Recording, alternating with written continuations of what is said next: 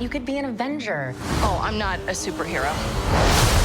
That is for billionaires and narcissists and adult orphans for some reason. Jen definitely resists her superhero calling at first, right? Like she just wants to get back to lawyering, paying off her student debts. Yes. Did you have any reservations about stepping into a superhero role, given, there are obviously huge pros, but also cons that come naturally with it, or were you just sort of all in from the get-go? No, I definitely feel, like Jen and I can relate on that level of like, I have been an actor for 27 years or something ridiculous like that.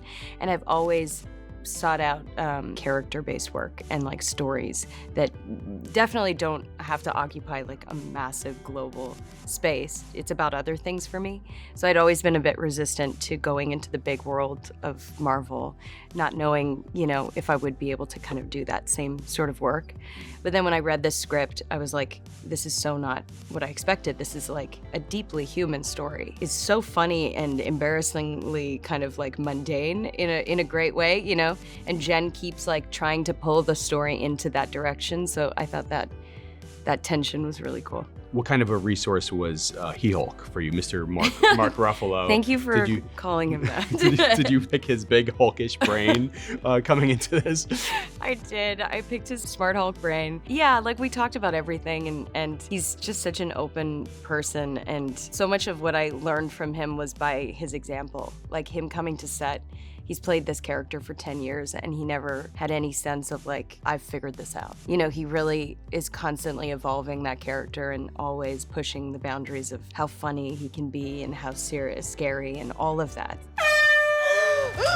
Wow! Jesus, what the hell, man? Still in control, no overwhelming feelings of rage. No, a normal amount of rage! She-Hulk has obviously been a feminist icon on the pages of Marvel Comics for so long. What excited you about that aspect, bringing this icon to the screen in the flesh? The MCU has for a very long time been very male heavy. There hasn't been a ton of female representation. So it's nice to finally start kind of making some progress in that area and really show a part of the Marvel Cinematic Universe that hasn't really been explored in depth. And for me, she's just such a wonderful, fun character. And we really try to make her feel like a real person and really show this full, like three-dimensional 360 view of this person who has highs and lows, good days and bad days, strengths and weaknesses, because I find that like something that I see a lot, like a common trope when it comes to like male screenwriters writing action is that they'll make the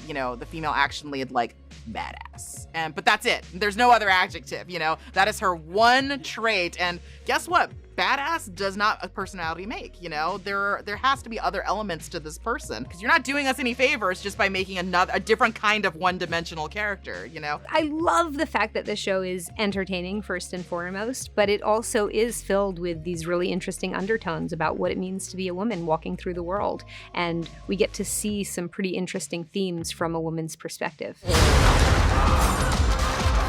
Jen, do your thing. God, I really like this outfit.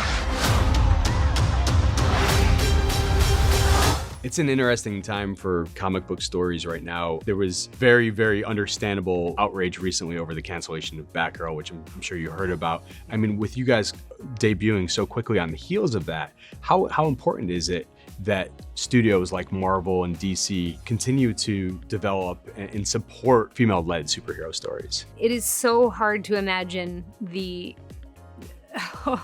disappointment that those filmmakers must be feeling because these projects take years. I've been working on this for years, and the idea of it never seeing the light of day is just, it must be crushing. My hope is that one day there are no female directors and there are no female superheroes and we are able to just be directors and be superheroes because the landscape is more equal. I think it's really important, and I also don't think that it's like the end goal. You know what I mean? I feel like telling unique stories that are specific and that are like, populated by all kinds of people is really important. This universe operates on such a global scale, and anybody I've talked to from like South America or whatever is so excited by like their countries being part of the MCU. Like there's a real desire, I think, for like a more global feel to that world. So I think it is really important, and I'm excited that we're on like the precipice of maybe things shifting. All these characters their comics were written. It's just the powers that be didn't choose to make them a film, didn't turn them into television shows, and in this case, axed a film, and so that's unfortunate. There's stories and there's a life and there's creativity that exists that hasn't gotten its due, and they're wonderful, cool stories. Like, there's so much artistry that goes into comic books and so much allegory and humor and symbolism, and they're rad. One of the key things that studios should understand is the representation behind the camera is just as important as the representation in front of the camera, because there are so many like nuances and lived-in experiences to being a certain person of a certain community or a certain gender that like you can't really replicate unless you've really felt it and you've lived it, Yes. No. How much of a release is it to Hulk out? You have some good Hulk roars. Yeah, I mean, we all want to scream sometimes. We should all do a daily primal scream. Yes, sure. yes. More enjoyable days on set when you get to just scream at the top of your lungs. It is really fun to be full Hulk mode. Yeah, absolutely. It taps into something very deep. Your transformations are triggered by anger and fear. Those are like the baseline of any woman just existing.